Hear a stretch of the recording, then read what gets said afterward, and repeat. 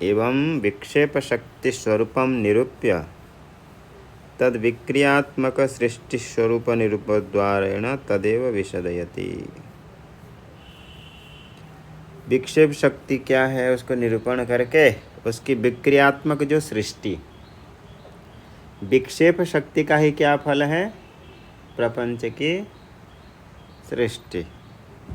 उसका स्वरूप निरूपण करते हुए वही विक्षेप शक्ति का ही स्पष्टीकरण हो रहा है। इससे पहले विक्षेप शक्ति, विक्षेप क्या है? विविधम करणम विक्षेप स एव शक्ति, सा एव शक्ति थी विक्षेप शक्ति। जो अनेक प्रकार के ये जो रूप में दिखना, माया की दो शक्ति हैं, विक्षेप और आवरण शक्ति, जिसके द्वारा ब्रह्मांडंतम जगत सृजित, ब्रह्मांड पर्यंत तक जगत की सृष्टि होती है, ये बताए थे। आवरण शक्ति और विक्षेप शक्ति में पहले आवरण शक्ति है, फिर भी विक्षेप शक्ति को पहले बताए।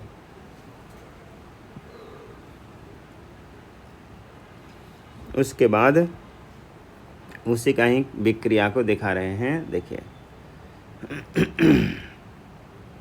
सृष्टि नाम ब्रह्म रूपे सच्चिदानंद वस्तुनि, ये बताए। सृष्टि क्या है? तो ब्रह्म स्वरूप सच्चिदानंद परमात्मा में जो प्रपंच ये जो दिख रहा है, यही सृष्टि है। जैसे कि अब्धौ फेनादिवत सर्वनाम रूप प्रसारण, नाम रूप की जो विस्तार है, जैसे समुद्र में तरंग, फेन, बुदबुद, ये सब क्या है? जल ही है। जल अनेक रूप से दिखता है। इसी प्रकार विक्षेप शक्ति को लेकर के, तो उसी प्रकार ये सारा विश्व ब्रह्मांड प्रपंच भी परमात्मा में विक्षेप शक्ति के द्वारा ऐसे दिखता है, माया के विक्षेप शक्ति से। टीका में इसके चले गए। ब्रह्म स्वरूपे सच्चिदानंद वस्तुनि, ब्रह्म स्वरूप क्या है? सच्चिदानंद, जो उसी ब्रह्म में आरोपित नाम रूपयो हो, जो नाम रूप है वो वास्तव में है नहीं, इसके लिए कह रहे हैं आरोपित नाम रूपयो हो। आरोपित नाम रूपयो, वाचारंभणम मृत्तिका इत्येव सत्यम,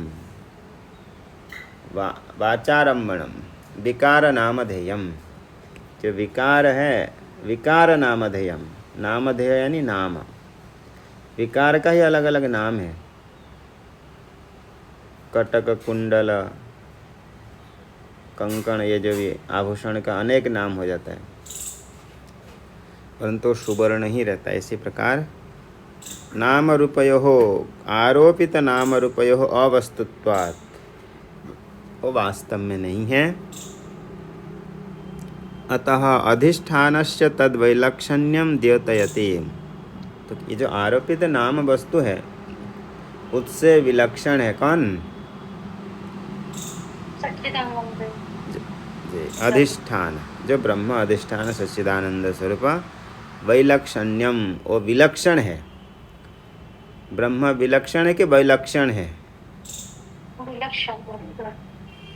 विलक्षण है, तो उसमें क्या रहेगा?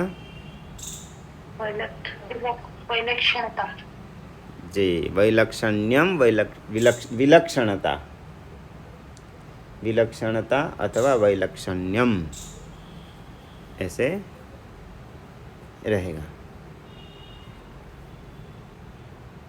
विलक्षणता, वैलक्षण्यम दोनों एक ही चीज़ है। द्योतयति वस्तु शब्द, इसी बात को दिखाने के लिए मूल में कौन सा शब्द का प्रयोग कर रहे हैं? अधिष्ठान जो है आरोपित नाम वस्तु से विलक्षण है, इसको दिखाने के लिए वस्तु शब्द मूल में आया है। वस्तु शब्द सृष्टिर नाम ब्रह्म रूपे सच्चिदानंद वस्तुनि, इसलिए यहाँ पर वस्तु शब्द दिए हैं। किसके लिए वस्तु शब्द दिए? परमात्मा के लिए जी, प्रश्न की मतलब प्रयोजन क्या है? ये कि आरोपित नाम रूप से अधिष्ठान को विलक्षण दिखाने के लिए वस्तु शब्द दिए। देखिए, सच्चिदानंदम च तद वस्तु चैति सच्चिदानंद वस्तु एक ही है, कर्मधारय समास हो गया। जो सच्चिदानंद है वही वस्तु है, सच्चिदानंद वस्तु। सच्चिदानंदम च तद वस्तु च इति सच्चिदानंद वस्तु। देखो, वस्तु नपुंसक शब्द होने से तद दे दिए, नहीं तो असौ ऐसे देते हैं, ऐसा भी तद सच्चिदानंदम च तद वस्तु चैति। और वस्तु जो ब्रह्म नपुंसक है, इसलिए नपुंसक शब्द प्रयोग करें, तद वस्तु च इति सच्चिदानंद वस्तु। सच्चिदानंद वस्तु कौन है? ब्रह्म परमात्मा। परमात्मा ब्रह्म। तस्मिन् यानी उसमें वस्तु, सच्चिदानंद वस्तुनि अर्थात परमार्थ सच्चिदानंद लक्षणे ब्रह्मणि, सच्चिदानंद स्वरूप ब्रह्म में, यही इसका अर्थ है। सच्चिदानंद परमात्मा में ये सारा नाम रूप सभी कुछ दिखते हैं। नाम रूपे देखो, सृष्टि नाम ब्रह्म रूपे, नाम रूपे, नाम च रूपम चैति नाम रूपे, सभी जो नाम रूप। देखो, नाम रूप शब्द आया है अंतिम में, सर्वनाम रूप प्रसारण, उसी का बता रहे हैं अभी। सर्वनाम रूप प्रसारण में नाम च रूपम च द्वंद्व हो गया, दो में समास हो गया। किस किस में? दो अलग अलग। नामचे रूपचे द्वंद्व समास। नहीं, देखो, नाम और रूप शब्द में, नाम शब्द अलग था, रूप शब्द अलग था, दोनों को मिला दिए, समास करने से क्या हो जाता है? मिल जाता है। नाम च रूपम चैते, दो हो गए तो नाम रूप। जैसे अभी आप लोग उसमें रचनानुवाद कौमुदी पढ़ा रहे थे, तो उसमें आया था नपुंसक लिंग में द्विवचन में क्या बनता है? फलम फले फलानी। तो इसी प्रकार नाम रूपम रूपे द्विवचन हो गया, नाम रूपे द्विवचन हुआ, क्योंकि दो है ना, कौन कौन? नाम और रूप, इसलिए दो। नाम च रूपम चैति नाम रूपे, बोले सर्वे च नाम रूपे, इसमें कर्मधारय हो गया। फिर सभी नाम रूप, सर्वे च नाम रूपे, मतलब सभी जो नाम रूप है। ये नहीं कि एक कुछ कल्पित है कुछ कल्पित नहीं है ब्रह्म में, ऐसा नहीं। सर्वे, सर्वे भी ये बहुवचन हो गया, सर्वे च नाम रूपे, सभी नाम रूप।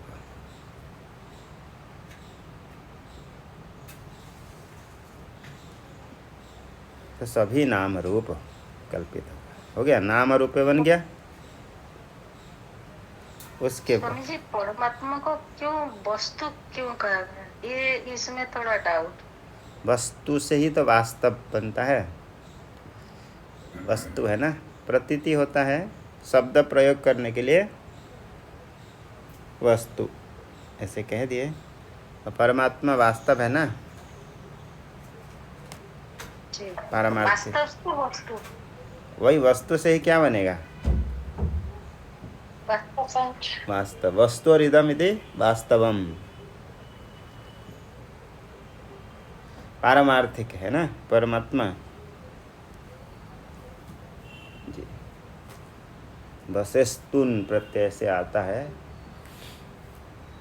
उणादि सूत्र है, वसेस्तुन, तुन प्रत्यय करके वस धातु से बन जाता है वस्तु। धातु तुन प्रत्यय, वश धातु से तुन प्रत्यय करेंगे, तुन का नौ चला जाएगा, हलंत्यम बचेगा तो वस्तु, ऐसे शब्द बन जाएगा। जो सभी जगह वास करके रहता है, कौन सभी जगह वास करके रहता है? परमात्मा। तो हो गया वस्तु। तो देखिए वही परमात्मा ही एक वस्तु है, उसी से लेकर के बाकी सारा संसार को क्या बोलते हैं, ये ऐसा वस्तु है हमारे पास, ये वस्तु है। ये सभी कैसे वस्तु हैं? ये कल्पित वस्तु है। वास्तविक वस्तु हो गए परमात्मा। सामान्य है वस्तु। आगे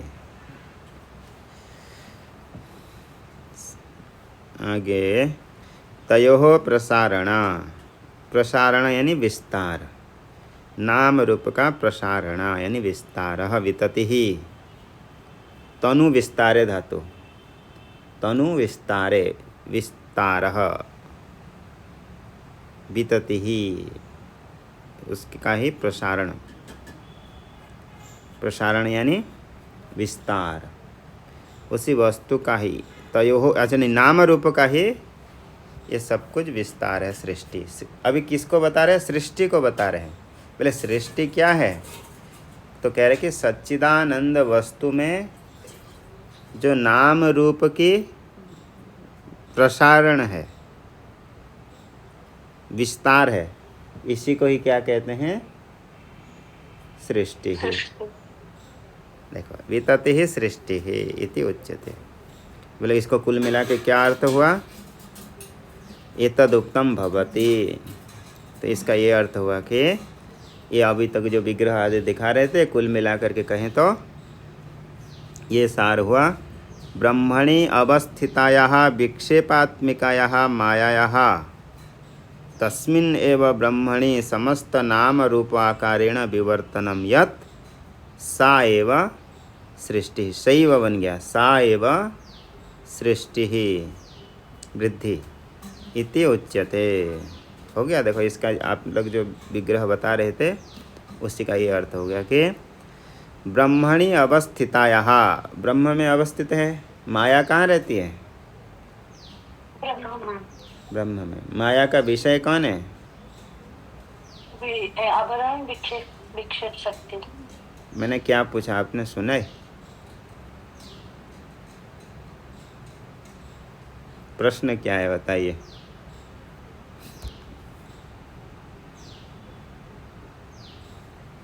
क्या प्रश्न था? मैंने देखो माया कहाँ रहती है? ब्रह्म में। ब्रह्म में।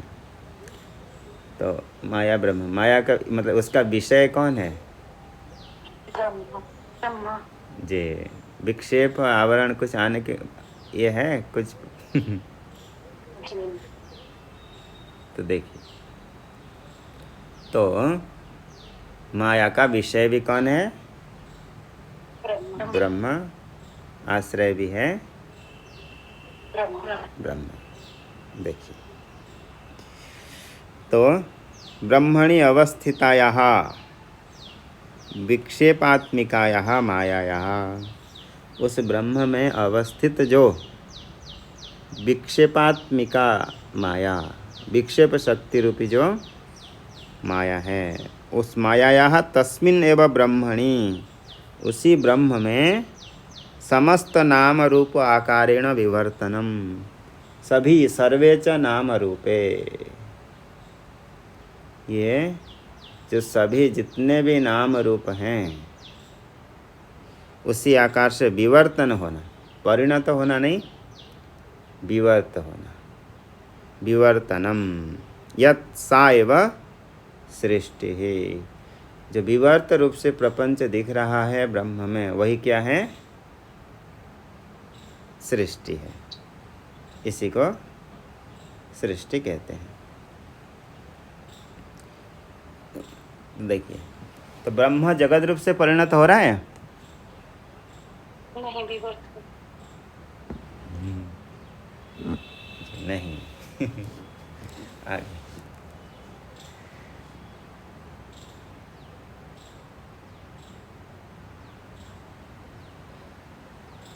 सैव सृष्टि उच्यते इत्यत्र दृष्टान्तमाह। अब इसी विषय को बताने के लिए दृष्टांत बता रहे हैं। अब्धौ फेनादिवत, अब्धि में समुद्र में, अब्धौ स्थिता अवस्थितायाः विक्षेपात्मिकायाः मायायाः तत्रैव फेनः तरंग बुद्बुदादि आकारेण विवर्तनम यथा सृष्टि शब्देन उच्यते तथा अत्रापि इति भाव।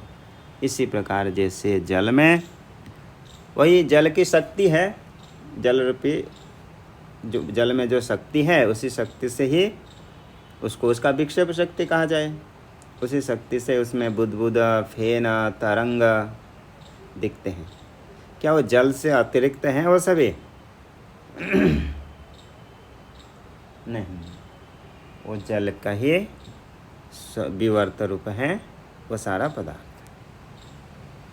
इसी प्रकार यहाँ पर भी है। ठीक है, ये तो सरल था, स्पष्ट हो गया।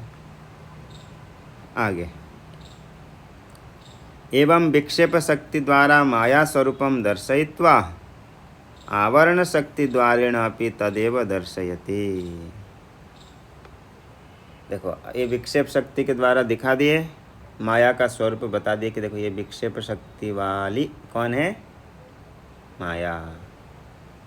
अभी उसको दिखा करके, माया का स्वरूप को दिखाते हुए आवरण शक्ति के माध्यम से, अर्थात आवरण शक्ति क्या है इसको बता करके किसका बता रहे हैं? किसको ही बता रहे हैं? वही माया को ही बता रहे हैं। तदेव दर्शयति, उसी को ही दिखा रहे हैं, माया को ही दिखा रहे हैं। लेकिन यहाँ किस प्रकार से दिखाएंगे? कैसे दिखाएंगे? आवरण शक्ति के माध्यम से। जी, आवरण शक्ति को दिखाते हुए माया को दिखाएं। आवाज कट गई थी स्वामी जी, इसलिए उत्तर नहीं दिया। जी।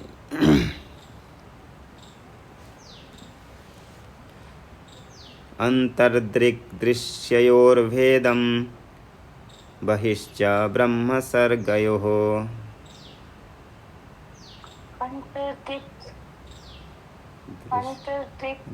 दृश्ययोर्भेदं बहिश्च ब्रह्म सर्गयोः आवृणोत्यपराशक्तिः सा संसारस्य कारणम्। नोत्यपराशक्तिः सा संसारस्य कारणम्। अंतर्दृक्दृश्ययोर्भेदं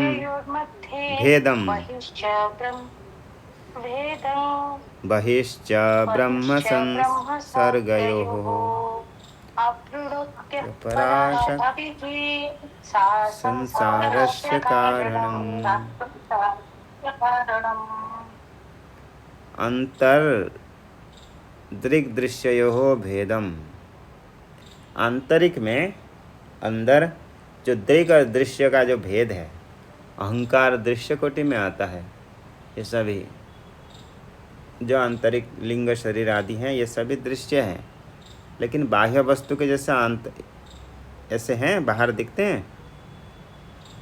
नहीं, वो आंतरिक दिखते हैं। वही आंतरिक दृश्य है, और वहाँ रहने वाला चेतन कौन है? साक्षी, दृक्।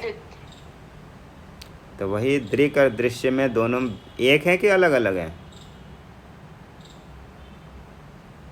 भिन्न है कि अभिन्न है? भिन्न है, तो दोनों में क्या रहेगा? भेद। भेद भेद भेद। भिन्न में क्या रहता है? भेद। तो अंतर्दृक् दृश्ययोर भेदम, आंतरिक में होने वाले जो दृक् और दृश्य का जो भेद है, इसी प्रकार बाहर भी भेद नहीं है। ब्रह्म, ये संसार, ये जितना भी दिख रहा है ये ब्रह्म है, ऐसा पता चलता है? नहीं, ब्रह्म से ये क्या है? भिन्न है, ऐसे लगता है। तो दोनों में ब्रह्म और इसमें क्या रह गया? संसार में भेद रह गया। भिन्नत्वम, इतने कठिन, वही भिन्नत्व यानी भेद। तो देखो क्या रह गया? भेद। अंतरदृक् दृश्ययोर भेदम, आंतरिक आंतरिक अंतर में होने वाले जो दृक् दृश्य का भेद और बाहर में भी भेद है। किस किस के? बहिश्च ब्रह्म सर्गयो हो, ब्रह्म और सृष्टि। जो नाम सृष्टि क्या है? नाम रूप। तो नाम रूप और ब्रह्म इसका भी भेद है। आवृणोत्ति अपरा शक्ति ही, ये दोनों भेद को जो ढक देती है शक्ति, अपरा शक्ति ही, वही है आवरण शक्ति। सा संसारस्य कारणम, वही शक्ति क्या है? संसार के कारण। तो देखिए, आवृणोत्ति अपरा शक्ति ही सा संसारस्य कारणम।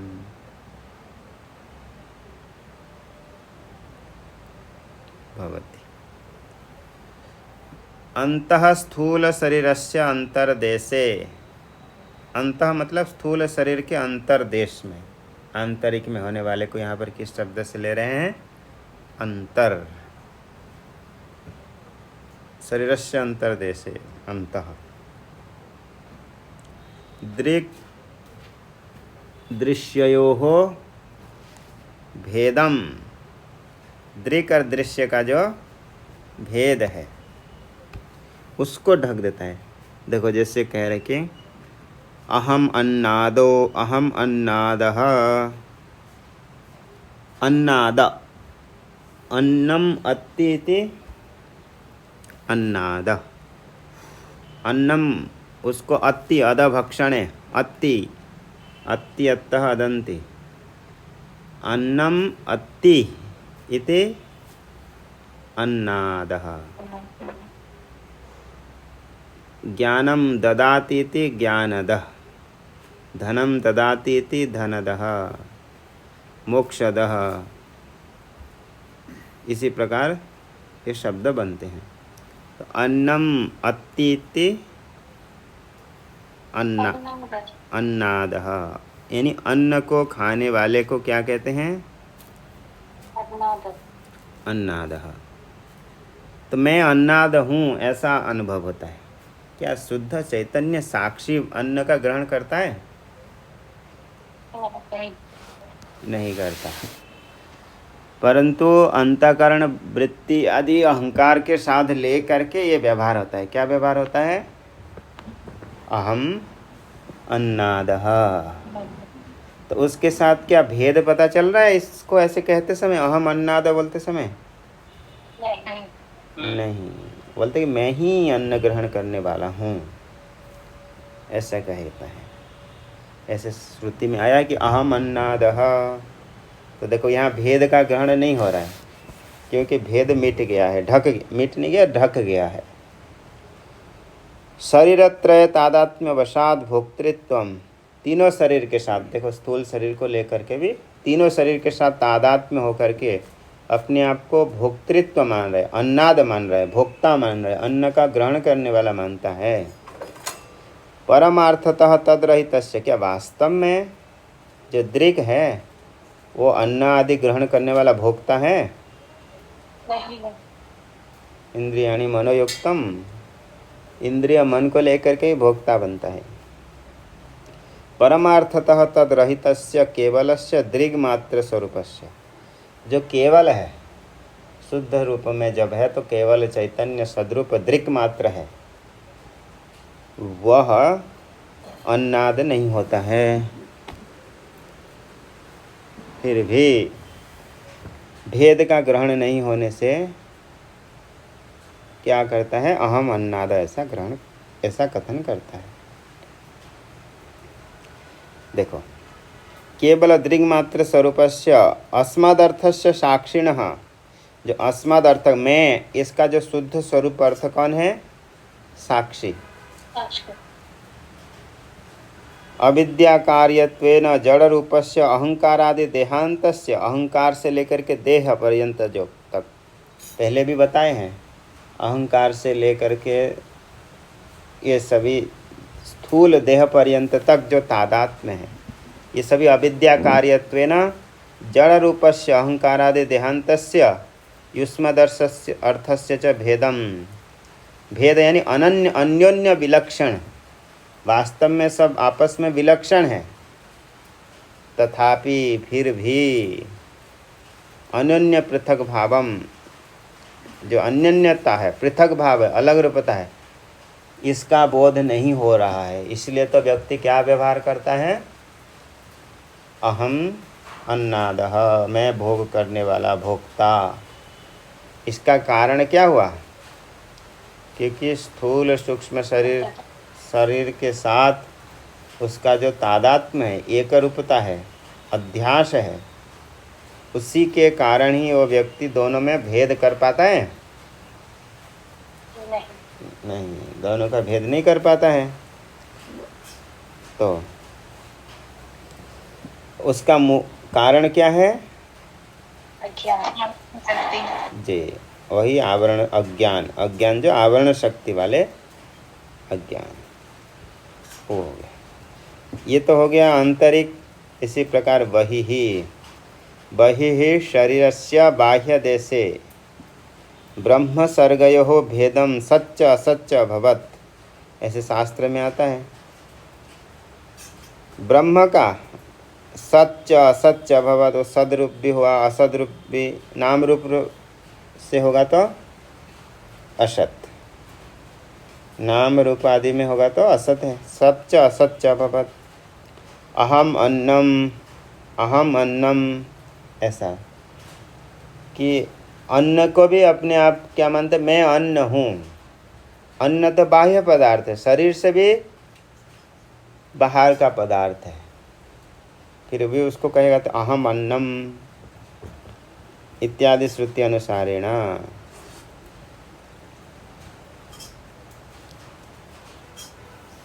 देखो, इसको ऐसे कह सकते हैं, कोई व्यक्ति ऐसे सामान्य मतलब ऐसा तो व्यवहार नहीं करता है कि मैं भोजन हूँ, फिर भी कभी कभी ऐसे व्यवहार तो कर ही लेता है कि बोले कि मेरे अस्तित्व है किसमें, भोजन में ही है। भोजन नहीं करेंगे तो जीवित रहेंगे नहीं रहेंगे। तो बोले कि ये शरीर भी टिका हुआ है, तो मैं टिका ही हुआ हूँ, तो किससे टिका हुआ हूँ, भोजन से ही है, इसलिए मैं भोजन ही हूँ, ऐसा कह भी दे। अहम अन्नम, इसी प्रकार की श्रुति अनुसारेण नाम रूप तादात्म्य वशात, नाम रूप के तादात्म्यता को लेकर के, एक रूपता को लेकर के वहाँ भी भेद का बोध नहीं होता है। तो वशात भोग्यत्वम आपन्नस्य परमार्थत तद्रहितस्य ब्रह्मणः, वास्तव में जितने भी वो भोग्य पदार्थ हैं वो ब्रह्म से भिन्न नहीं है। कल्पित होने से, आध्यासिक होने से आरोपित वस्तु है तो अधिष्ठान से भिन्न नहीं है। फिर भी तो वहाँ पर क्या है, अलग अलग रूप से दिखते हैं। तो सभी का मूल कारण वही आवरण शक्ति अविद्या है। देखो, यहाँ वास्तव में तो जो मूल में अभी शुरू हुआ था, इस प्रकार से बता रहे थे कि आंतरिक जो भेद है और जो बाहर की भेद है, दोनों को ढक देती है ब्रह्म और सृष्टि के वास्तविक रूपता को, इसलिए उसको आवरण शक्ति कह रहे थे। तो जैसे भी इसको पंक्ति लगा सकते हैं, ऐसे कोई आपत्ति तो नहीं। इति तादात्म्यवशात् भोग्यत्वम् आपन्यस्य परमार्थत तद्रहितस्य परब्रह्मण तस्मिन् सुक्तिकायां रजतवत् अध्यस्त नाम रूपात्मकस्य सर्गस्य च भेदम। हाँ, देखो, इस प्रकार से ही अर्थ लगा रहे हैं, कोई गलत नहीं हुआ। कि जैसे सुक्ति में रजत, सुक्ति में जो रजत है, वास्तव में दोनों क्या हैं, भिन्न है। एक प्रकार से भिन्न भी है, अभिन्न भी। देखो, दोनों प्रकार से बताएं। सुक्ति में जो रजत है, वास्तव में वहाँ रजत है क्या, नहीं, वहाँ रजत नहीं है। वहाँ नाम रूप का अध्यस्त क्या है,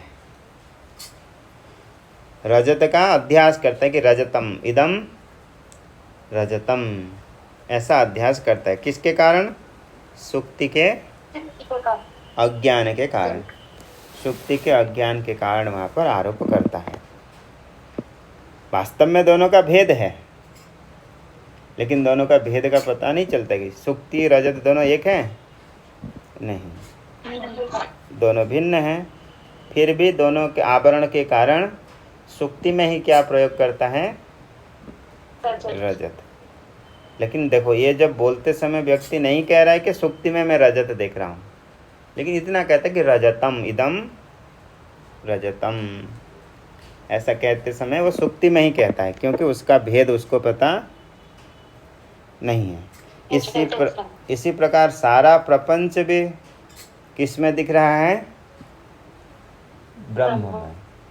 लेकिन ब्रह्म का स्वरूप का बोध नहीं होने से दोनों के भेद का भी ग्रहण नहीं करता है। वास्तव में भेद भिन्न तो नहीं है, लेकिन जो व्यवहारिक भेद को लेकर के वो भी नहीं। अपराशक्ति ही, वही अपराशक्ति जो है पूर्वोक्त रीत्या विक्षेप शक्ति अनंतर भावित्व अपि स्वरूपतः विक्षेप शक्ति प्रवर्तकत्वेन तत्कारणभूत आवरण वाच्या माया शक्ति।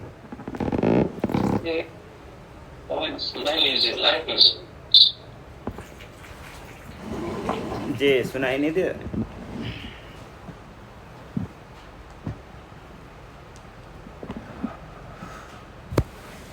अभी ठीक है?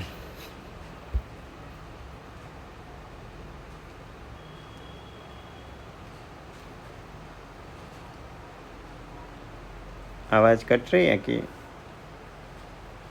जी स्वामी जी।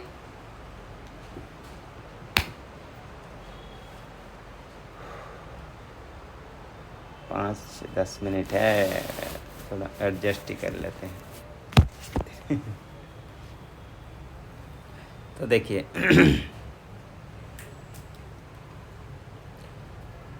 तो वो ये हुआ कि जो अपरा शक्ति ही पूर्वोक्त रीत्या विक्षेप शक्ति अनंतर भावित्वेपि, विक्षेप शक्ति अनंतर भावित्वे अपि स्वरूपतः विक्षेप शक्ति प्रवर्तकत्वेन। ये बता रहे हैं, बाहर के वस्तु के साथ ब्रह्म का भेद पता नहीं चल रहा है। किसके कारण नहीं पता चल रहा है? आवरण शक्ति के अज्ञान के, वही आवरण शक्ति के कारण नहीं पता चल रहा है। तो बोलने की देखो, वास्तव में तो पहले विक्षेप हुई, फिर जगत का सृष्टि हुआ, सृष्टि होने के बाद आवरण हुआ। तो देखो इसी बात का पूर्वोक्त रीत्या विक्षेप शक्ति अनंतर भावित्व भी, विक्षेप शक्ति तो अनंतर है। सबसे पहले कौन सी शक्ति है? आवरण है कि विक्षेप?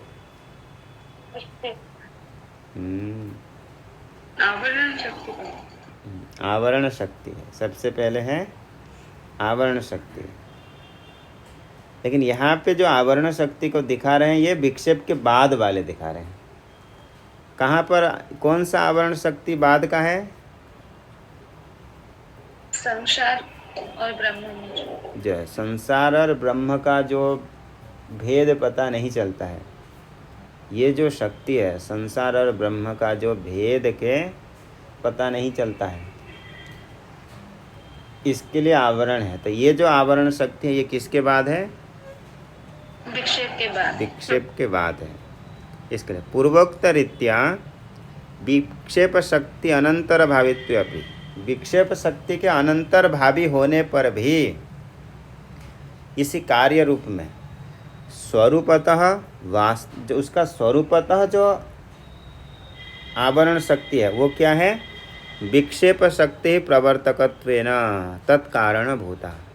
भले ब्रह्म और जगत के भेद में आवरण शक्ति विक्षेप शक्ति के बाद हो रही है, परंतु वो जो आवरण शक्ति है वो तो विक्षेप शक्ति का भी प्रवर्तक होने से क्या होगा? उसका भी कारण है, ये कह रहे हैं। आवरण वाच्या माया शक्ति है, वही जो कारणभूता आवरण शक्ति माया, आवरण वाच्या माया शक्ति है, आवरण शब्द से कहे जाने वाली माया शक्ति है। आवरण क्यों कहते हैं उसको? आवृणोति आच्छादयति इति आवरण शक्ति। ब्रिय वर्ण से आंग पूर्वक आवृणोति इति आवरणम, आवृणोति इति आवरण, आवरण ल्यूट कर देंगे तो आवरण शक्ति ऐसा बन जाए। जो आच्छादन कर देता है, ढक देती है, वही है आवरण शक्ति। सा संसारस्य कारणम, वही सा का आवरण शक्ति माया, आवरण शक्ति संसारस्य कारणम। अंतर्दृक् स्वरूपस्य साक्षिणः कर्तृत्व भोक्तृत्वादि लक्षणस्य, बोले संसार क्या है? तो बोल रहे हैं कि कर्तृत्व भोक्तृत्व स्वरूप ही यही संसार है। देखो ये सभी लोग कहते हैं, अद्वैत मकरंद में भी आया था, उसमें भी आया था, कहाँ पे? हस्तमलकाचार्य में भी यही संसार कर्तृत्व भोक्तृत्व रूपी ही संसार है। अंतर्दृक् स्वरूपस्य साक्षिणः, अंतर्दृक् स्वरूप जिसका है, अंतर्द्रष्टा रूपी जो साक्षी का कर्तृत्व भोक्तृत्वादि लक्षण संसारस्य सा एव कारणम, वही आवरण शक्ति ही इस संसार का कारण है। संसार का स्वरूप क्या बताए जी? कर्तृत्व भोक्तृत्व लक्षणस्य स्वरूपस्य तस्या एव अन्योन्य अध्यास हेतुत्वेन, वही साक्षी के साथ संसार का अन्योन्य अध्यास का जो हेतु है वही है आवरण शक्ति। सर्वानर्थकारित्वाद इति भावः, सर्व अनर्थ करने वाले भी यही है शक्ति। अन्योन्य अध्यास हेतुत्वेन सर्वानर्थकारित्वाद इति भावः, कारण इसीलिए है क्योंकि सर्व अनर्थ करने वाले। वही सच्चिदानंद लक्षणस्य ब्रह्मण भोग्यत्वादि विकारस्यापि सैव कारणम। और जो बाहर में भी है, बाहर क्या है? ब्रह्म और जगत का जो भेद, भोग्य रूप से है विकार जगत, भोक्ता है ब्रह्म। भोक्ता ब्रह्म मतलब ये नहीं ना कि शुद्ध ब्रह्म को नहीं लेना, जो भोग्यत्वादि विकारस्यापि सैव कारणम, तो दोनों का लभ्यते भोक्तृत्वस्य भोग्यापेक्षत्वात् सैव कारणम। भोक्तृत्व का भी कारण कौन है? भोग्य। भोग्य वस्तु नहीं होगा तो भोक्ता भी नहीं होगा। तो भोक्तृत्वस्य भी कारण कौन हो गया? विकार भोग्य, और भोग्य का कारण वही आवरण शक्ति। भोग्यत्वादि विकारस्यापि सैव कारणम, भोग्यत्वादि का भी कारण बन गई वही शक्ति, आवरण शक्ति। लभ्यते भोक्तृत्वस्य भोग्यापेक्षत्वात्, क्योंकि जो भोक्तृत्व है, भोक्ता, भले शिक्षक तब तक है जब तक स्टूडेंट हैं, छात्र हैं, नहीं तो कैसे शिक्षा होगी। इसी प्रकार आपेक्षिक है। एवं इस प्रकार से ये हो गया 15 श्लोक। एवं शक्तिद्वयात्मकं माया स्वरूपं प्रदर्श्य इदानीं प्रकृत अनुसारेण मनोहंकृति उपादानम इति अस्मिन् श्लोके सामान्यतः दर्शितं लिंग स्वरूपम विशेषतः प्रदर्शयते। तो बोलने कि देखो इसी प्रकार दो प्रकार की शक्ति द्वयात्मकम, शक्ति द्वय, ये द्वय जो होता है वास्तव ऐसे तो द्वय शब्द अवयव के लिए प्रयोग होते हैं। हस्तम में तो माया निरवयवा है, अवयव रहित है, इसलिए दो शक्ति है, इसीलिए कह दिया शक्ति द्वया आत्मकम, यानी आत्मा क्या? स्वरूप। शक्ति द्वयात्मकम माया स्वरूपम, माया की जो स्वरूप है उसको प्रदर्शन करके, उसको दिखा करके इदानीम प्रकृत अनुसारण, पहले जो कहे थे मनोहंकृति उपादानम, मन और अहंकार का उपादान कौन है?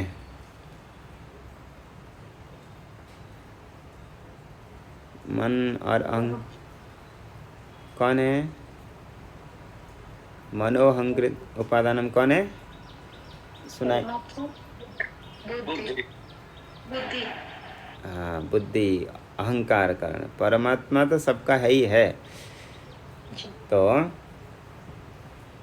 लिंगम करणम ये बताए थे ना, 1-2 श्लोक पहले आया था। देखो कितने नंबर श्लोक में बताया था। मनोहंकृति उपादानम लिंगम एकम जड़ात्मकम, 12 श्लोक, 12वें श्लोक में आया था। तो देखिए, मनोहंकृति उपादानम इत्यस्मिन् श्लोके, अच्छा वही श्लोक बताई दे, सामान्यतः दर्शितम लिंग स्वरूपम, लिंग यानी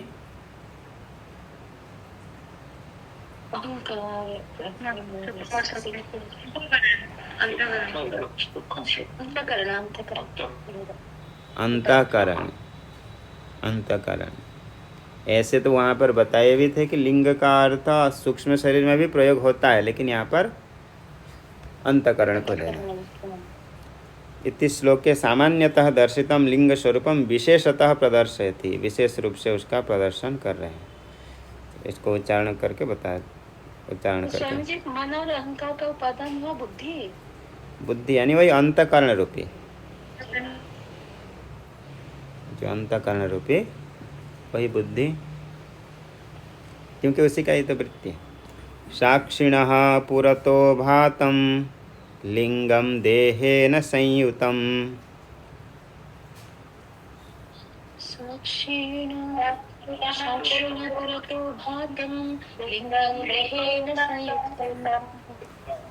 चिच्छाया समावेशात् जीवः स्याद् व्यावहारिकः।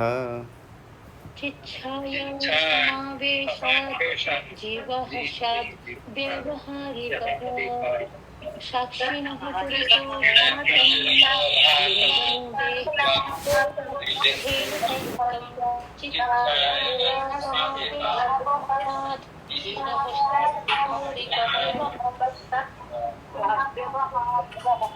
जगन्नाथ प्रणाम समस्त को गवाए।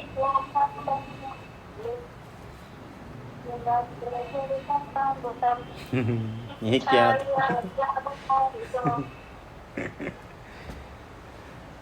आगे ये बता दे, साक्षिणा पुरतो भातम लिंगम देहेन संयुतम। तो ये लिंग देह के साथ साक्षिणः पुरतो भातम, अग्रतः, पुरतः अग्र में दिखने वाले चित छाया के समावेश से बुद्धि में, 6ठ श्लोक में बताए थे। तो चित छाया समावेशात, चित छाया के समावेश से लिंग शरीर में प्रतीति से साक्षिणः पुरतो भातम, साक्षी के पुरतः प्रतिभात होने वाले लिंग जो अंतःकरण है, उसके साथ चैतन्य का चिदाभास का समावेश से उसको क्या कहा जाता है? जीवः। वही है व्यवहारिकः जीवः, व्यवहार काल में सिद्ध जो जीव है उसको कहते हैं। इसको बताएंगे कल। ओम पूर्णमदः पूर्णमिदं पूर्णस्य पूर्णमादाय